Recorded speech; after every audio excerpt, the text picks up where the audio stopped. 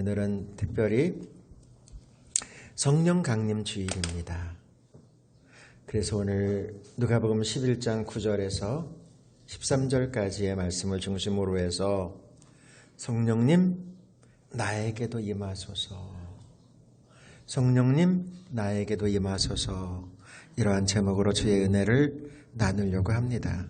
성도 여러분, 다른 건 다 잊어버려도요, 설교 제목은 꼭 알고 가실 수 있기를 소원합니다. 그러면 여러분들이 삶 속에서 주님께서 나에게 무엇을 말씀하려고 하는지를 알 수 있습니다. 2020년을 시작했고 또 2020년이 진짜 빨리 세월이 지나잖아요. 이제 후반기를 향해서 나아가는 6월달로 접어들고 있습니다. 오늘 5월 31일 성령 강림 주일이기도 하지만 교회는, 한국의 모든 교회는 엄청난 영적인 도전 앞에 덜컥 멈칫하면서 지금 머뭇거리고 있습니다. 왜냐하면 우리가 몸으로 느끼고 있지 않습니까? 2월, 3월, 4월, 5월까지 또 6월로 접어들어감에도 불구하고 상황은 나아지는 것 같지 않는 상황, 그 중심에서 교회가 어쩌면 가장 큰 어려움을 당했다고 해도 틀리지 않을 것입니다. 교회의 중심이 흔들리고 이제 얼마나 더 이런 상황이 계속될지는 모르지만 통계로 잡히는 것 보면, 도시 쪽에서 통계로 잡히는 것 보면 거의 50% 정도에서 시작해서 작게는 30% 이렇게 믿음의 사람들이 믿음에서 주저앉았다라고 하는 보고를 이렇게 내고 있습니다. 이제 이 상황이 계속되면 어떻게 될까라고 하는 생각들을 많이 하면서 오늘은 특별히 이제 교회에서 한국교회 예배회복의 날로 지키려고 결의를 했고 또 그에 따라서 예배를 드리려고 합니다. 성도 여러분, 우리는 깊이 있게 한번 생각해 보아야 합니다. 무엇을 생각해야 되냐면 하나님께서 우리에게 이 시대에 무엇을 말씀하려고 하는지 말입니다. 2020년을 사는 우리들, 교회된 우리들, 무엇을 해야 될까라고 하는 것 말입니다. 저도 하나님께서 왜 이곳에 오게 했는가라고 하는 질문을 계속해서 하면서 제가 그 답을 찾아갔던 시간들이 있었습니다. 요즘에. 그래서 제가 요즘에는 최소한도 하루에 3시간 이상은 기도해야 되겠다라고 하는 생각을 가지고 요즘에 계속해서 3시간은 기도의 분량도 중요하기 때문에 기도의 분량을 채우려고 되게 몸부림을 칩니다. 3시간 이상 기도하려고. 왜 그렇게 해야 되는지는 저 자신에게 하나님께서 주셨던 말씀이 있기 때문입니다. 너 왜 이곳에 보내는 줄 아니라고 하는 하나님께서 주셨던 말씀 말입니다. 성도 여러분, 하나님께서 엄청난 영적인 도전과 위기 앞에 우리는 딱 서 있습니다. 제가 역사를 이렇게 되돌아보았습니다. 제일 처음 이 땅에 1885년 4월 부활주일 이 땅에 복음을 들고 왔던 선교사의 제물포항에서 내렸던 그들의 기도를 이렇게 생각해 보았습니다. 언더우드와 아펜셀러가 부활절 아침 제물포항에 발을 내디디면서 조선 땅, 어둠의 땅을 향하여서 올렸던, 그리고 그들이 이 땅에서 복음을 전하면서 죽었던 그들의 자취를 이렇게 살펴보았습니다. 그리고 그의 기도를 이렇게 한번 되살펴 보았어요. 그 기도문을 오늘 이렇게 다시 예배를 회복해야 되는 이 시점에서 어쩌면 그 시점과 오늘의 시점은 다르지 않을 것이라고 하는 영적인 부분에서 바라보면서 여러분들과 함께 나누려고 합니다.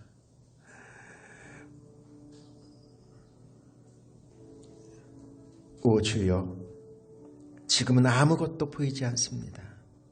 주님, 메마르고 가난한 땅, 나무 한 그루 시원하게 자라오르지 못하고 있는 땅에 저희들을 옮겨와 심으셨습니다. 그 넓고 넓은 태평양을 어떻게 건너왔는지 그 사실이 기적입니다. 주께서 붙잡아 뚝 떨어뜨려 놓으신 듯한 이곳, 지금은 아무것도 보이지 않습니다. 보이는 것은 고집스럽게 얼룩진 어둠뿐입니다. 어둠과 가난과 인습에 묶여있는 조선 사람뿐입니다. 그들은 왜 묶여있는지도 고통이라는 것도 모르고 있습니다. 고통을 고통인 줄 모르는 자에게 고통을 벗겨주겠다고 하면 의심부터 하고 화부터 냅니다. 조선 남자들의 속셈이 보이지 않습니다. 이 나라 조정의 내심도 보이지 않습니다. 가마를 타고 다니는 여자들을 영영 볼 기회가 없으면 어쩌나 합니다. 조선의 마음이 보이질 않습니다. 그리고 저희가 해야 할 일이 보이지 않습니다. 그러나 주님께 순종하겠습니다. 겸손하게 순종할 때에 주께서 일을 시작하시고 그 하시는 일을 우리들의 영적인 눈이 볼 수 있는 날이 있을 줄 믿나이다. 믿음은 바라는 것들의 실상이요 보이지 않는 것들의 증거니 이렇게 하신 말씀을 따라 조선의 믿음의 앞날을 볼 수 있게 될 것을 믿습니다. 지금은 우리가 황무지 위에 맨손으로 서 있는 것 같사오나 지금은 우리가 서양 귀신 양귀자라고 손가락질을 받고 있사오나 저희들이 우리 영혼과 하나인 것을 깨닫고 하늘 나라의 한 백성 한 자녀임을 알고 눈물로 기뻐할 날이 있음을 믿나이다. 지금은 예배드릴 예배당도 없고 학교도 없고 그저 경계와 의심과 멸시와 천대함이 가득한 곳이지만 이곳이 머지않아 은총의 땅들이라는 것을 믿습니다. 주여, 오직 제 믿음을 붙잡아 주시옵소서. 135년 전에 이 땅에 왔던 그 시대에 최고의 엘리트들이 이 땅에 왔다는 사실을 우리는 역사를 통해서 잘 알고 있습니다. 그 누가 가라고 한 것도 아닙니다. 저들은 자신의 땅에서 오지 않아도 남부럽지 않게 살 수 있는 사람들이었습니다. 그런데 자기 생명을 내려놓고 이 땅에 복음의 빛을 들고 찾아왔습니다. 그렇게 135년 동안 우리 조국 대한민국은 주님의 놀라운 축복, 상상도 못할 하나님의 영광, 그렇게 해서 이렇게 잘 살게 되었습니다. 성도 여러분, 이것은 아무도 부인할 수 없는 사실입니다.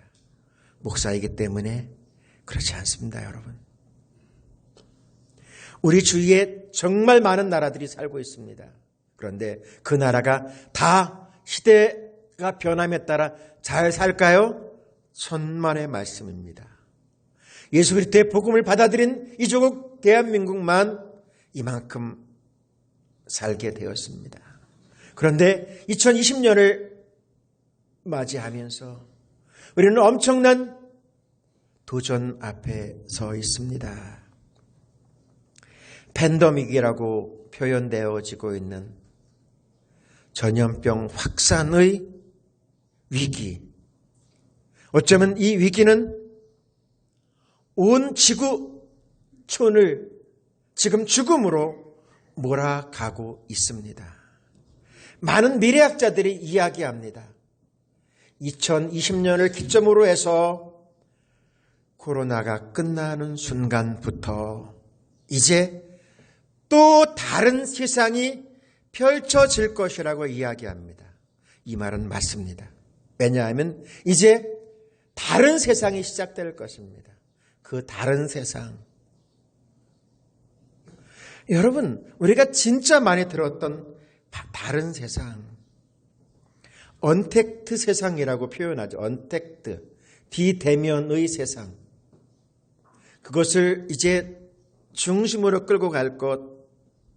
인공지능, AI라고 표현되는 인공지능이 이제 빠른 속도로, 진짜 빠른 속도로 우리에게 다가와 있습니다. 그 속도가 가장 빠른 곳이 어딘지 아십니까? 대한민국이에요. 대한민국은 여러분, 이 언택트라고 하는 부분 앞에서 AI를 도입하는 이 부분에서 미국보다 훨씬 더 빨리 적용되고 있습니다. 2배에서 3배로 말입니다. 여러분, 이제 우리는 그 속에서 살아가야 합니다. 어떻게 살아갈까요? 제가 주님 앞에 요즘에 계속해서 질문하면서 주님이 말씀합니다. 성도 여러분, 우리는 새벽에 보는 말씀이 있어요.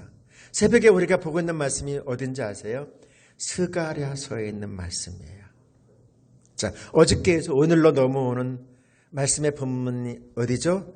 스가랴서 4장 그리고 6절을 중심으로 해서 어저께 오늘로 넘어오고 있습니다. 스가랴 4장 주님이 말씀하려고 해요. 힘으로도 되지 아니하고 능으로도 되지 아니하며 오직 나의 신으로 될 것이라. 저는 소름이 돋을 만큼 하나님께서 우리에게, 우리 은평교회 성도들에게 이 말씀을 주시고 있다고 믿습니다.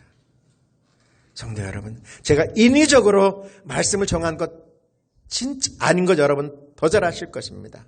이 말씀은 작년서부터 계속해서 차례 읽어오는 말씀이고 오늘 2020년 성령 강림주의를 맞이하면서 우리 주님께서 구약성경에서 가장 강력하게 우리에게 성령에 대한 말씀, 그 말씀을 우리가 어저께 오늘 이렇게 보고 있어요. 성도 여러분, 답은 세상에 있지 않습니다. 사람들의 지식에 있지 않습니다. 누구에게 있어요? 하나님께 있습니다. 성도 여러분, 우리가 예배하면서 하나님께서 무엇을 말씀하려고 하는지 말씀의 제목은 꼭 기억할 수 있기를 소원합니다. 오늘 말씀의 제목이 뭐라고요? 성령님 나에게도 임하소서. 성령님 나에게도 임하소서입니다. 시대가 많이 바뀌고 있습니다. 여러분, 이 시대에 우리는 성공해야 합니다. 승리해야 합니다. 예수 그리스도를 믿는 믿음의 사람은 주님의 자녀로서 당당하게 세워져야 합니다.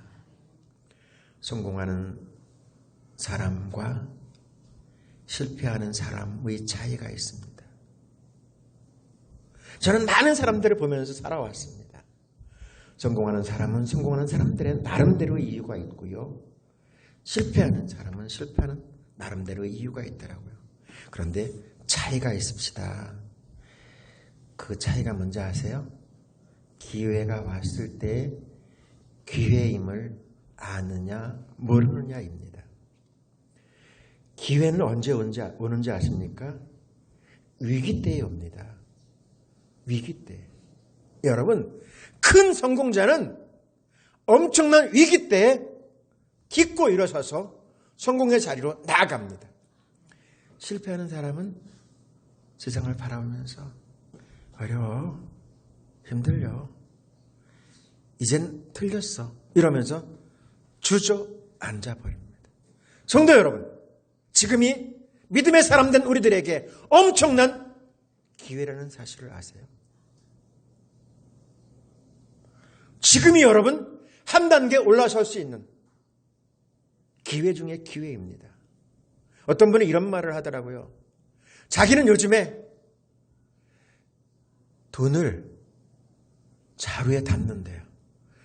너무 잘 돼서 걱정이랍니다.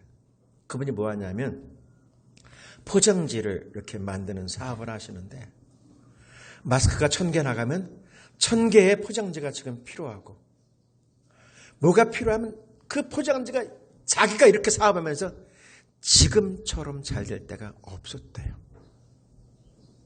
그분 믿음의 사람인데 고백하더라고요. 자기에게는 지금 엄청난 기회가 와 있음을 본대요. 지금처럼 잘 될 때가 주위에 들면 다 안 된다고 하는데 자기는 입을 다물지 못하고 있다고 이야기합니다. 성도 여러분, 기회가 왔을 때 그것을 내 것으로 잡느냐 놓치느냐, 그것이 성공과 실패를 바꿉니다. 그러면 진짜 중요한 것, 그 기회는 어떻게 할 수 있을까요? 오늘 성령 강림 주일이거든요. 또한 한국교회 예배의 회복의 날로 지키자고 이야기합니다. 하나님께서 그런 우리들에게 주님께서 말씀하려고 합니다. 뭐라고 말씀하려고 하는지 아세요? 기도하라고 말씀하십니다. 기도하라고요. 여러분, 왜 이것을 주제로 제가 잡고 있냐면 제가 보면 기도 자체를 안 해요. 기도하는 사람, 걱정은 진짜 많이 합니다. 그런데 기도하는 사람 정말 없어요. 성도 여러분, 우리 주님께서 우리에게 기도하라고 말씀하세요. 저는 그래도 더 많이 기도의 시간 늘리려고 해요. 4시간 정도까지 늘려보려고 요즘엔 많이 노력합니다. 3시간에서 4시간 정도. 그래서 8시까지는 기도실에다 죽 치고 앉아가지고 한번 기도를 해보려고 해요. 아침에 새벽 기도서부터 성도 여러분, 주님께서 우리에게 말씀하려고 해요. 오늘 우리가 보고 있는 말씀이 누가복음 11장이에요. 누가복음 11장은 기도를 가르치시고 있는 예수님의 말씀들이 쭉 되어지고 있어요. 제자들이 예수님 앞에 우리의 기도를 가르쳐 주시옵소서라고 이야기해요. 왜요? 왜요, 여러분? 기도 배워야 합니다. 그리고 알아야 해요. 저절로 되는 것, 기도하겠다는 생각들이 다 있지만 기도가 됩니까? 안 됩니까? 솔직히 얘기해 봅시다. 돼요? 안 돼요? 잘 안 돼요. 해야 되는 건지 알지만 안 된다니까요. 기도가 뭐예요? 하나님과 대화하는 거거든요. 하나님과 대화. 여러분, 하나님과 길게 대화가 여러분 어렵습니다. 어려워요. 엄청난 신앙의 행위 아니에요, 여러분. 기도는 하나님과 조근조근 대화하는 것이 기도예요. 소통하는 거예요, 여러분. 이 시대에 여러분 정말로 성공하고 싶다면, 여러분들의 삶의 자리를 바꾸고 싶다면, 이 격변하는 시대에, 정말 빠른 속도로 변하고 있는 이 시대에, 생각보다 더 빨리 변하던데요, 여러분. 그리고 이제는 그런 시대가 오지 않을 거예요. 다른 시대가 올 겁니다. 이 속에서 우리가 살아남으려면 어떻게 해야 될까요? 역사의 주인이시오, 세상 만물의 주인이신 하나님께 물어봐야 돼요. 그런데 하나님께서 우리에게 말씀하고 계세요. 기도하면 반드시 어떻게 될까요? 응답이 됩니다. 기도가 뭐예요? 기도는요, 응답을 전제로 한 신앙의 행위가 기도해요. 하나님, 우리가 구하기만 하면, 구하라, 찾으라, 두드리라. 주님 이렇게 말씀하시면서 구하고 찾고 두드리기만 하면 어떻게 한다고요? 어떻게 하신다고요? 10절 말씀 시작. 구하는 이마다 받을 것이요, 찾는 이는 찾아낼 것이요, 두드리는 이야기는 열릴 것이니라. 할렐루야. 주님 우리에게 말씀하세요. 구하기만 하면 찾기만 하면, 두드리기만 하면. 그런데 우리가 이거 안 하잖아요. 걱정만 하잖아요. 염려만 하잖아요. 여러분, 우리 주님이 우리에게 응답해 주신다고 약속하고 계세요. 이 말씀은 살아계신 하나님의 말씀입니다. 이 말씀은 우리의 삶 속에서 이루어집니다. 우리 주님께서 우리에게 말씀하세요. 기도하면 거절하지 않는다고 말씀하세요. 세상은 말입니다. 자기에게 이익이 되면 할렐루야, 이익이 되면 어서 오세요, 아이고 기다렸어요, 반갑게 맞이하지만 자신에게 이익이 되지 않으면 무섭습니다. 가족, 친척 형제들이라고 해도 등 돌립니다. 여러분, 등 돌려요. 이게 현실입니다. 현실. 그런데 우리 하나님은 어떻게 하세요? 거절하지 않아요. 거절하지 않습니다. 어떻게 해요? 얼마만큼이요? 로마서 8장 32절이요. 자기 아들을 아끼지 아니하시고 우리 모든 사람을 위하여 내주신 이가 어찌 그 아들과 함께 모든 것을 우리에게 주시지 아니하겠느냐. 할렐루야. 우리 하나님 우리에게 말씀하세요. 내가 너희들을 위해서 하나밖에 없는 내 아들을 내어주지 않았니? 무엇을 안 주시겠니? 무엇을 안 주겠니라고 이야기해요. 여러분, 성도 여러분, 이 격변의 시대에 우리가 할 수 있는 가장 중요한 영적인 행위가 뭔지 아세요? 무릎 꿇는 거예요. 하나님 앞에 손들고 나오는 거예요. 그럼 하나님께서는 어떻게 하세요? 아들까지 내어주신 하나님께서 어떻게 하세요? 주시마 약속하고 계신 줄로 믿습니다. 성도 여러분, 우리 주님 말씀하세요. 기도하라고 말씀하세요. 이제 여러분 기도해야 될 때입니다. 여러분, 우리가 기도하기만 하면요, 우리 하나님은요 속이지도 않으세요. 아주 우리 주님 재미있는 이야기로 오늘 말씀을 우리에게 주시고 있어요. 이렇게 이야기해요. 11절이요. 너희 중에 아버지 된 자로서 누가 아들이 생선을 달라 하는데 생선 대신에 뱀을 주며 알을 달라 하는데 전갈을 주겠느냐. 야, 주님이 말씀해요. 야, 기도를 가르치면 제자들에게 하는 얘기예요. 봐라. 너희들 봐라. 너희 아버지 된 자로서 너희들 아들이 와가지고 아빠, 저 생선이 먹고 싶어요. 아빠, 저 알이 먹고 싶어요. 그런데 그 아들에게 뱀을 주고 전갈, 독이 있는 전갈을 줄 아버지가 있겠느냐? 여러분, 그런 아버지가 있을까요? 그런 아버지가 있어요? 없거든요. 악한 자라도 우리 하나님이 얼마만큼 우리에게 이 주님과의 대화 가운데서, 기도 가운데서 확실하고 분명하게 주시겠다라고 하는 말씀이에요. 여러분, 이 말씀이 수십 년 전의 이야기입니까? 아니요, 오늘을 살고 있는 우리들에게도 주시는 생명의 말씀인 줄로 믿습니다. 성도 여러분, 우리가 변화되는 이 세상에서 살 수 있는 비결은, 지혜롭게 승리하며 살 수 있는 비결은 하나님께 있습니다. 답이 세상에 있지 않아요. 여러분, 우리 주님께서 우리에게 말씀하세요. 우리가 기도하기만 하면 어떻게 하신다고요? 가장 좋은 거 주신다라고 이야기해요. 그런데 성경을 이렇게 열어보면 좋은 거 주시는데, 우리가 원하는 좋은 건 뭐예요? 땅, 돈,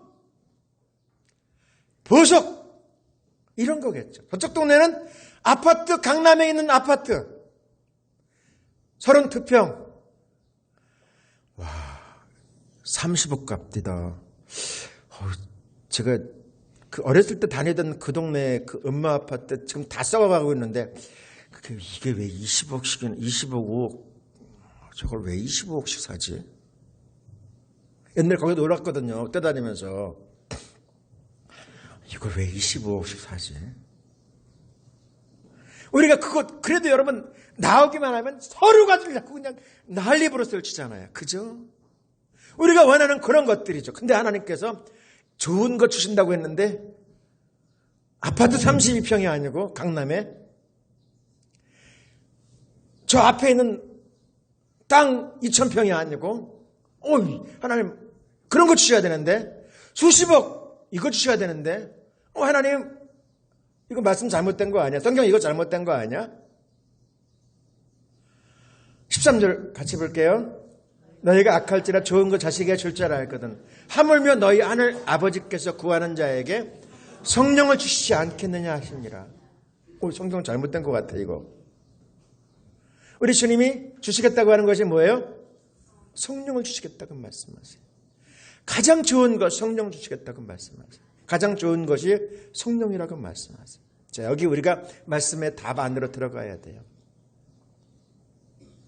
여러분, 젖먹이 아이에게 가장 필요한 것이 뭘까요? 예? 아파트 32평? 10억? 그거 필요 없어요. 그 아이는 그냥 엄마 품에 안겨 있는 것이 가장 좋은 거예요. 엄마 품에서 떨어지는 순간 그 아이는 지옥을 경험하지요.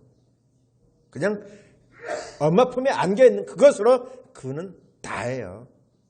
엄마는 그 아이에게 모든 것들을 다 세상이 어떻게 변하든지 다 해줄 거거든요. 그죠? 다 해줍니다, 여러분. 하다못해 싸 질러 놓으면 그것까지 다 치워줍니다, 엄마가. 그죠? 냄새 난다고 얘기하지 않고. 우리 하나님께서 우리에게 말씀하려고 해요. 우리 하나님 우리에게 말씀하려고 해요. 우리가 구하기만 하면. 가장 좋은 것 주시는데 그 가장 좋은 것이 뭐예요? 성령이라고 이야기합니다. 성령님이 누구일까요? 성령님이 무엇일까요? 성령님은 살아계신 하나님의 숨결. 우리를 도와주시는 분, 파라클레토스. 성령님은 하나님이시고요. 성령님은 능력으로 다가오셔서 우리의 삶을 지탱시켜 주시는 하늘의 능력입니다. 그리고요, 성령이 우리 안에 임하시기만 하면 우리는 이 땅에서 당당하게 하나님의 자녀로 살게 하십니다.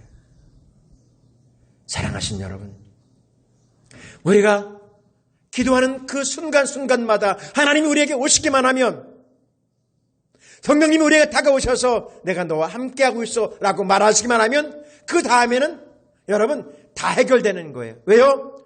물질의 주인 하나님이세요. 생명의 주인 하나님이세요. 세상 모든 권세의 주인 하나님이세요. 성령님은 삼위일체 하나님이세요, 여러분. 그분이 우리에게 오시기만 하면 이 땅에 우리가 필요한 모든 것들, 여러분, 그것이 별거 아닌 것이 됩니다, 여러분. 별거 아닌, 하나님께서 모든 것들을 다 가지고 계신데 우리가 바라는 그것이 여러분 무엇이 중요하겠습니까? 그거 중요하지 않아요. 성령님이 우리 안에 계시기만 하면 말입니다. 그래도 주님께서 우리에게 말씀하시는 거예요. 사도행전 1장 8절이요. 오직 성령이 너희에게 임하시면 너희가 권능을 받고 예루살렘과 온 유대와 사마리아 땅까지 이르러 내 증인이 되리라 하시니라. 아멘. 무조건 나가서 주님의 백성으로 살라고 말씀하시지 않습니다. 성령이 임하시면, 여러분, 성령님은 우리에게 언제나 다가오셔서 우리와 함께 하시마 말씀하시는 줄로 믿습니다. 우리 주님께서 우리에게 말씀하려고 해요. 오늘 말씀의 제목이 뭐라고요? 성령님 나에게도 임하소서. 주님 우리에게 기도하라고 말씀합니다. 그런데 우리가 기도하라고 하는 말씀 듣지만 기도할 수 있을까요? 없을까요? 어렵습니다, 여러분. 어려워요. 성령님이 도와주셔야지만 가능해요. 성령님이 우리를 기도의 자리로, 기도의 장소로, 기도의 시간 안으로 들어가게 해야지만 우리가 기도할 수 있거든요. 그래서 성령님이 우리에게 임하셔야 돼요. 여러분, 우리 자신 교회 회복 기도해야 됩니다. 그리고 기도 응답의 결과물로 우리에게 주어지는 거예요. 걱정한다고 되지 않습니다, 여러분.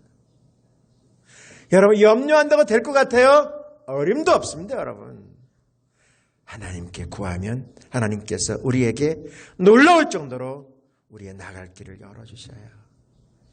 우리 주님이 이렇게 말씀합니다. 스가랴 4장 6절 하반절이요, 만군의 여호와께서 말씀하시되 이는 힘으로도 되지 아니하며 능력으로 되지 아니하고 오직 나의 영으로 되느니라. 할렐루야. 주님 우리에게 말씀하세요. 주님의 영이 임하면 된다라고 이야기합니다. 성령님이 우리에게 임하시면 여러분 지혜가 생기고요, 또한 나아갈 길이 보여지고요, 어떻게 해야 될지를 알게 됩니다. 캄캄한 어둠 속에서 여러분들이 길을 간다고 한다면 그 길이 보입니까? 안 보입니까? 건물이 보입니까? 안 보입니까? 앞사람이 보입니까? 안 보입니까? 캄캄한 어둠 속에서는 아무것도 보이지 않을 것입니다. 그런데 내가 보이지 않는다고 없다? 정말 없다고 이야기하면 안 되는 거예요. 잠시 후 찬란한 태양이 비춰오면 길도 보이고요, 건물도 보이고요, 앞사람도 보일 거거든요. 마찬가지로 성령님이 우리 안에 임하시면 성도 여러분, 우리는 어떻게 해야 되는지, 어디로 가야 되는지 알게 되거든요. 그 성령님 우리에게 임할 것을 여러분 각 심령에게 임하도록